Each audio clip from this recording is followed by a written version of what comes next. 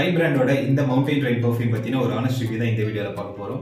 இதோட டாப் நோட்ஸ்ல mandarin, aqua, cardamom, middle நோட்ஸ்ல லாவெண்டர், சாண்டல்வுட், நெரோலி, பேஸ் நோட்ஸ்ல amber, cedarwood and oak moss கொடுத்துருக்காங்க.